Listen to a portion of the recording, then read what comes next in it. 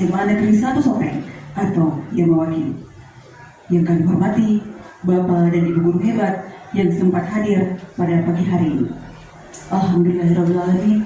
Puji dan syukur marilah kita panjatkan kehadirat Allah Subhanahu wa Ta'ala atas limpahan rahmat, taufik dan hidayahnya kepada kita semua, sehingga pada hari ini Jumat 30 Agustus 2024 kita dapat bersama-sama di tempat ini dalam acara sosialisasi diseminasi budaya positif oleh CGP Angkatan 11. Salawat serta salam kepada junjungan Nabi besar Muhammad SAW. Allahumma sholli ala sayyidina Muhammad wa ala ali sayyidina Muhammad.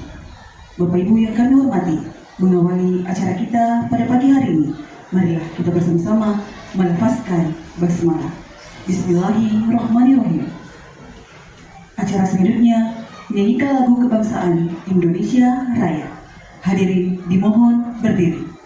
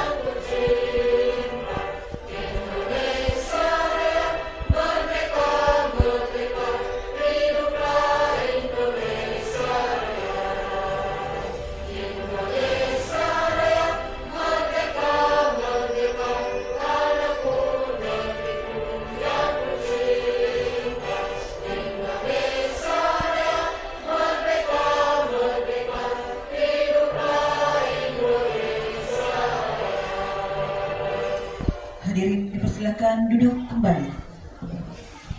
Bersama-sama memanjatkan doa yang akan dipandu oleh Bapak Adiaman SPDI dengan hormat disilakan.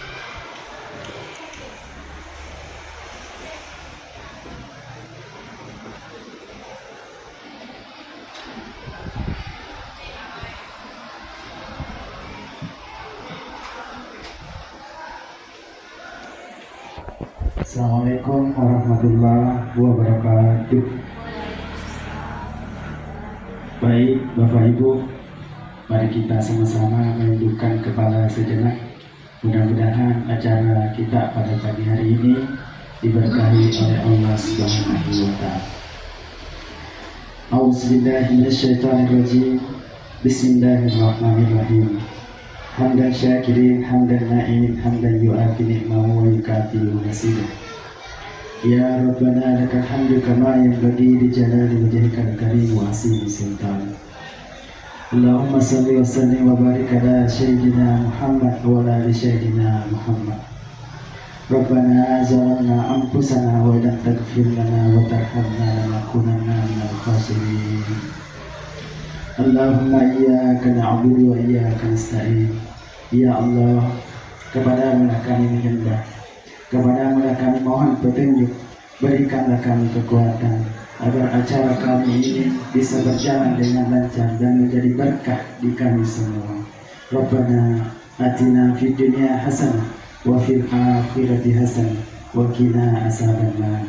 Subhana rabbika rabbil izzati amma yasifun wa salamun alal mursalin walhamdulillahi rabbil alamin. Al-Fatihah.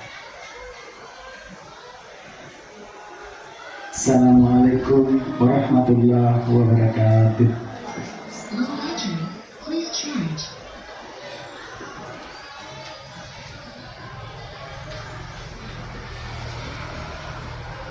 Bapak Ibu yang kami hormati, sebelum kita masuk ke acara inti, untuk lebih menambah semangat, Kita akan melakukan tes breathing dan akan dilanjutkan oleh sosialisasi diseminasi budaya positif oleh CGP Angkatan 11 yang akan dibawakan oleh Ibu Kaslinda SPD MPD Guru SMA Negeri 1 Sopeng. Dengan hormat disilakan.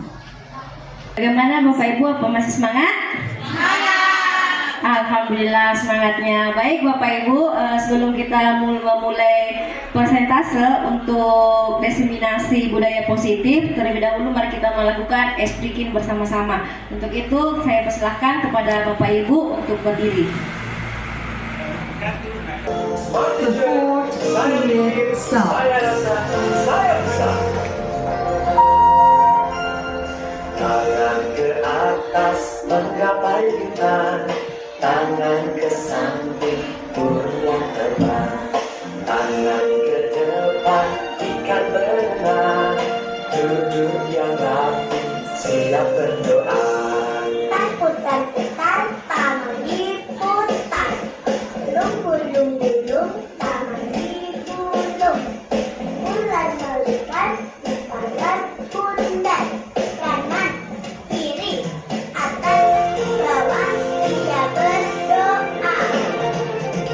Satu jari kanan, satu jari kiri, bergabung menjadi dua, dua sebelahan panjang. Dua jari kanan, dua jari kiri, bergabung menjadi empat, dua kamera cekek. Dua jari kanan, dua jari kiri, bergabung menjadi enam, dua menara tinggi. Empat jari kanan, empat jari kiri, bergabung menjadi delapan, dua telinga lecet. Lima jari kanan, lima jari kiri, bergabung menjadi 10, siap berdoa.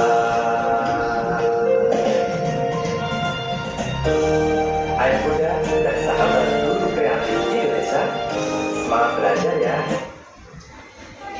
Dirinya sudah terlaksana dengan baik dan semua gerakannya sangat mudah. Bagaimana nanti? Apa mau sebagai ulang kembali? Baik Bapak Ibu, di sini saya akan presentasikan terkait dengan sosialisasi budaya positif terkait dengan modul saya yaitu 1.4. Yang pertama adalah budaya positif. Budaya positif merupakan perwujudan dari nilai-nilai atau keyakinan universal yang diterapkan di sekolah. Budaya positif, sebagai seorang guru, kita harus memiliki peran untuk membangun atau mewujudkan budaya positif tersebut dalam seluruh warga sekolah. Berkembang menjadi pribadi yang sesuai dengan profil pelajar Pancasila. Budaya positif adalah suatu pembiasaan yang tentunya bernilai positif. Di dalamnya mengandung sejumlah kegiatan yang mampu menumbuhkan karakter murid. Budaya positif perlu dibangun dalam suatu kelas. Untuk mewujudkan budaya positif harus dilakukan sejak dini, mengingat dalam prosesnya membutuhkan waktu yang lama dan konsisten dari setiap stakeholder yang ada. Sebagai calon guru penggerak, tentunya kita memiliki peran yang besar dalam menerapkan budaya positif, seperti bekerja sama dengan rekan sejawat, berinteraksi secara akrab dengan peserta didik, menerapkan sikap disiplin dan bertanggung jawab, serta menjadi teladan bagi peserta didik. Sedangkan lingkungan kelas, kasih serta adanya keyakinan kelas. Di sini Bapak Ibu dapat melihat beberapa langkah atau peta budaya positif. Yang pertama adalah disiplin positif. Yang kedua adalah teori motivasi. Di antaranya hukuman, konsekuensi atau restitusi yang biasa dikatakan dengan segitiga restitusi. Kemudian yang ketiga adalah kebutuhan dasar manusia, di mana dari 3 poin ini terbagi lagi, di antaranya keyakinan kelas, posisi kontrol, dan segitiga restitusi. Selanjutnya, di sini ada disiplin positif. Bapak Ibu bisa melihat secara langsung di atas bahwa disiplin positif merupakan suatu cara penerapan disiplin tanpa kekerasan dan ancaman yang dalam praktiknya melibatkan komunikasi tentang perilaku yang efektif antara guru dan murid. Dalam penerapan disiplin positif, selain itu juga mengajarkan murid tanggung jawab serta rasa hormat dalam berinteraksi dengan lingkungannya, yang bertujuan untuk menumbuhkan kesadaran murid serta memberdayakan untuk melakukan sesuatu tanpa sogokan, ancaman maupun hukuman. Tujuannya mulia dari penerapan disiplin positif adalah agar terbentuk murid-murid yang berkarakter, disiplin, santun, jujur dengan standar kompetensi lulusan yang diharapkan. Dengan adanya disiplin positif yang lahir dari siswa itu sendiri, maka akan melahirkan nilai-nilai kebajikan yang sesuai dengan profil pelajar Pancasila, yaitu berminat, bertakwa kepada Tuhan Yang Maha Esa, dan mandiri serta bernalar kritis, berkebinekaan global, bergotong royong, dan kreatif. Di sini Bapak Ibu bisa melihat hasil dokumentasinya. Yang pertama itu membersihkan di lingkungan sekolah di bagian belakang. Kemudian di sini adanya kegiatan ekstrakurikuler yang dilaksanakan di sekolah, yaitu ekstrakurikuler Paskibraka. Kemudian di sini ada kegiatan pada saat selesai upacara, adanya sosialisasi ya di sekolah terkait dengan operasi zebra. Kemudian lanjut pada teori motivasi hukuman, konsekuensi restitusi. Motivasi menurut Diana Gosen, 1. Motivasi untuk menghindari ketidaknyamanan atau hukuman. Motivasi ini bersifat eksternal. Motivasi ini untuk mendapatkan imbalan atau untuk menjadi orang yang mereka inginkan dan menghargai diri sendiri dengan nilai-nilai yang mereka percaya. Tujuan dari disiplin positif ini adalah menanamkan motivasi yang tinggi sehingga ketika murid kita memiliki motivasi intrinsik yang berdampak jangka panjang, dan motivasi ini tidak dapat berpengaruh terhadap adanya hukuman ataupun hadiah, karena motivasi intrinsik ini merupakan motivasi dari dalam diri seorang siswa. Lanjut. Perbedaan hukuman, konsekuensi, dan restitusi. Di sini hukuman bersifat tidak terencana atau tiba-tiba dan bersifat satu arah. Yang kedua, konsekuensi sudah terencana atau sudah disepakati, dibahas, dan disetujui oleh murid atau guru. Yang ketiga, restitusi merupakan kondisi bagi murid untuk memperbaiki kesalahan mereka sehingga mereka bisa kembali pada kelompok mereka dengan karakter yang lebih kuat. Kemudian kebutuhan dasar manusia. Di sini ada 5 kebutuhan dasar manusia. Yang pertama adalah kebutuhan bertahan hidup. Yang kedua, kasih sayang dan rasa diterima, dalam artian kebutuhan untuk diterima oleh orang lain. Yang ketiga adalah penguasaan atau kebutuhan pengakuan atas kemampuan. Yang keempat, kebebasan atau kebutuhan akan pilihan. Yang kelima adalah kesenangan atau kebutuhan untuk merasa senang. Lanjut, keyakinan kelas. Untuk keyakinan kelas, pembentukan keyakinan kelas ini memiliki dampak yang besar terhadap keberhasilan pembelajaran. Apabila guru murid membuat keyakinan kelas dan melaksanakan dengan penuh kesadaran, maka akan berpengaruh pada perubahan tingkah laku peserta didik. Perubahan tingkah laku ini juga akan baik tidak hanya digunakan dalam pembelajaran saja, namun perlu juga diterapkan dalam kehidupan sehari-hari. Dengan demikian, untuk membangun budaya positif di kelas melalui komunikasi efektif, sebuah keyakinan akan lebih memotivasi seseorang secara intrinsik maupun ekstrinsik. Keyakinan daripada sekedar mengikuti serangkaian peraturan. Murid-murid peraturan yang mengatur mereka dalam keyakinan kelas tidak ada dalam unsur kalimat negatif atau larangan dengan kalimat yang bersifat universal maupun bersifat umum. Selanjutnya, langkah-langkah menyusun keyakinan kelas. Guru meminta semua murid di kelas untuk menuliskan apa saja aturan yang perlu disepakati di dalam kelas. Yang kedua, semua usul dari murid ditulis di papan tulis. Yang ketiga, kalimat-kalimat yang sudah disepakati menjadi keyakinan kelas diubah menjadi kalimat positif.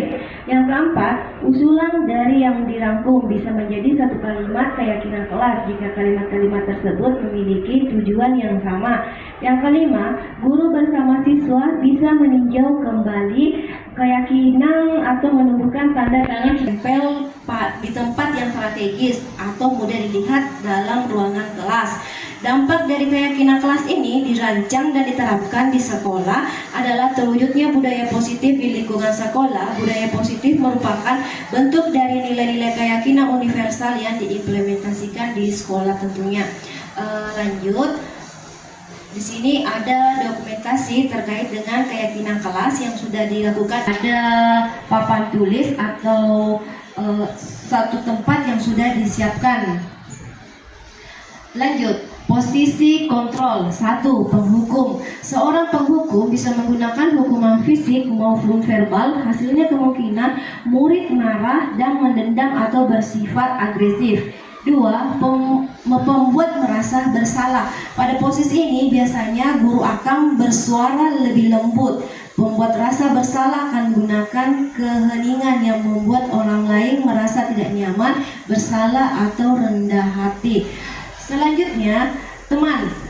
Pada posisi kontrol ini tidak akan menyakiti murid, namun akan tetap berupaya mengontrol murid melalui persuasi. Posisi teman pada guru bisa negatif ataupun positif. Positif di sini berupa hubungan baik yang terjalin antara guru dan murid. Guru di posisi teman menggunakan hubungan baik dan humor untuk mempengaruhi seseorang. Hal negatif dari posisi teman adalah bila suatu guru tersebut tidak membantu, maka murid akan kecewa. Lanjut, pada segitiga restitusi. Segitiga restitusi merupakan salah satu cara memperbaiki diri untuk mewujudkan disiplin diri. Segitiga restitusi adalah proses menciptakan kondisi bagi murid untuk memperbaiki kesalahannya sehingga karakter mereka lebih kuat ketika kembali pada kelompoknya. Terdapat 3 langkah pada restitusi atau kita kenal dengan segitiga restitusi. Yang pertama adalah menstabilkan identitas, yang kedua validasi tindakan yang salah, dan yang ketiga menanyakan keyakinan yang ada di dalam kelas. Di sini Bapak Ibu bisa melihat langsung bagan atau segitiga restitusi, di mana di dalam segitiga restitusi ada di situ menstabilkan identitas, ada validasi tindakan yang salah, kemudian menanyakan keyakinan kelas. Adapun beberapa poin di luar dari segitiga restitusi ini, yang pertama adalah tentunya punya alasan mengapa melakukan hal itu. Yang kedua adalah adakah cara yang lebih efektif untuk mendapatkan apa yang kamu butuhkan. Dan yang ketiga, setiap orang pasti pernah melakukan kesalahan. Yang keempat, kamu bukan satu-satunya yang pernah melakukan ini. Yang kelima, keyakinan kelas apa yang telah kita kesepakati bersama anak murid kita, khususnya anak wali kita. Kemudian kami ingin menjadi orang yang seperti apa untuk kedepannya nanti. Lanjut, di sini bisa dilihat dokumentasinya. Di sini saya sudah pernah melakukan segitiga restitusi terhadap siswa yang bermasalah.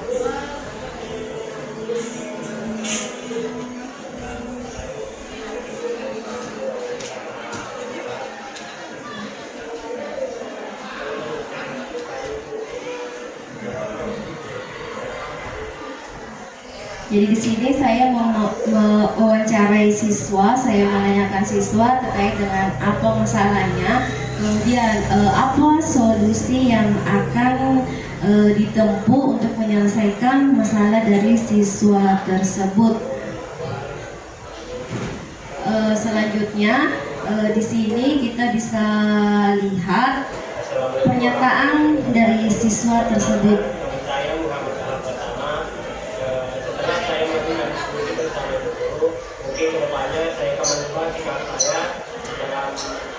Tidak lama lagi ke sekolah dan lagi mengukur tugas dan kehidupan saya akan ubah. Sekian dari saya. Assalamualaikum warahmatullahi wabarakatuh. Baik, kita lihat video yang satu lagi. Assalamualaikum warahmatullahi wabarakatuh. Perkenalkan, nama saya Muhammad Fahid.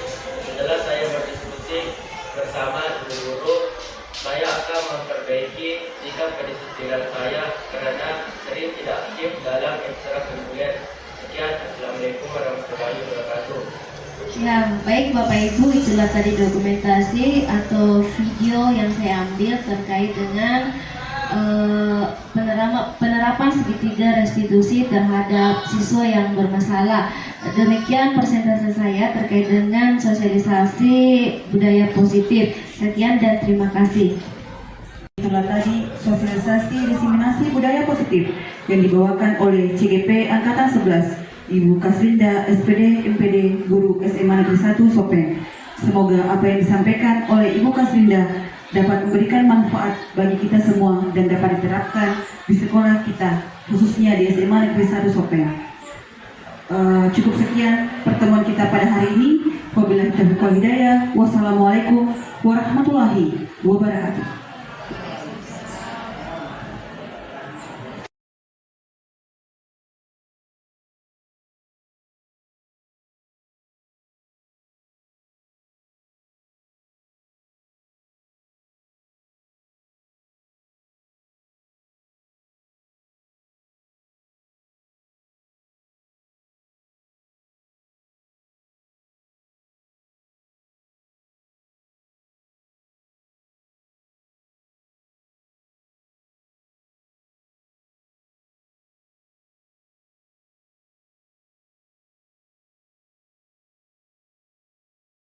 Wabarakatuh.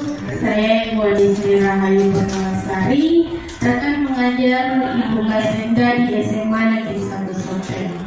Menurut saya, yang sudah dipaparkan oleh Ibu Kaslinda mengenai budaya positif itu sangat bagus diterapkan di sekolah ini, terutama mengenai disiplin positif untuk siswa di SMA 1. Karena di SMA 1 Sopeng ini banyak siswanya, ada 1000-an lebih. Nah, mereka itu menerapkan disiplin instruktif, bukan instruktif. Ini juga sangat baik untuk kami sebagai guru, karena kita jadi tahu bagaimana memposisikan diri kami sebagai pemberi hukuman, pemantau atau manajer. Kemudian bagaimana kita menerapkan perilaku intrinsik pada siswa kita. Nah, dan semoga dengan adanya diseminasi ini kita bisa menerapkan bersama-sama di lingkungan sekolah kita untuk membentuk siswa yang berkarakter sesuai dengan harapan kita. Cukup sekian dari saya. Assalamualaikum warahmatullahi wabarakatuh. Bismillahirrahmanirrahim. Assalamualaikum warahmatullahi wabarakatuh. Saya Arnisari, selaku teman mengajar dari Ibu Kaslinda di SMA Negeri 1 Sopeng. Saya akan menyampaikan pesan dan kesan yang saya dapatkan selama mengikuti diseminasi yang telah dilakukan oleh Ibu Kaslinda. Jadi kesan yang saya dapatkan dari diseminasi yang dilakukan oleh Ibu Kaslinda yakni banyak hal, salah satu diantaranya yakni tentang bagaimana menciptakan kondisi siswa saat memulai pembelajaran. Selain itu, saya juga bisa mengetahui tentang posisi kontrol guru, yakni terdiri dari 5 jenis. Yang pertama yakni sebagai pemantau, yang kedua sebagai pemberi hukuman, yang ketiga sebagai pengontrol, yang keempat sebagai manajer, dan yang terakhir adalah sebagai teman. Banyak hal dan ilmu yang saya dapatkan dari pemaparan Ibu Kaslinda. Namun demikian yang sempat saya sampaikan. Terima kasih atas kesempatannya. Wassalamualaikum warahmatullahi wabarakatuh. Assalamualaikum warahmatullahi wabarakatuh. Selamat pagi. Perkenalkan, nama saya Rizka Amira Syahri dari kelas 12-3. Setelah kami membuat keyakinan kelas, saya merasakan beberapa perubahan. Di antaranya yakni suasana pembelajaran yang kondusif serta tumbuhnya sikap toleransi antar teman kelas saya. Saya berharap kami dapat menjadi anak yang bertanggung jawab dan disiplin dengan adanya keyakinan kelas ini. Sekian dari saya, terima kasih. Wabillahi taufiq wal hidayah. Wassalamualaikum warahmatullahi wabarakatuh. Assalamualaikum warahmatullahi wabarakatuh. Perkenalkan, nama saya Nuzul Fathia Ramadhani dari kelas 12-3. Setelah kami membuat keyakinan kelas, saya sangat senang karena telah membuat keyakinan kelas. Semoga dengan adanya keyakinan kelas ini, kami dapat menjadi anak yang bertanggung jawab. Sekian, terima kasih. Wassalamualaikum warahmatullahi wabarakatuh.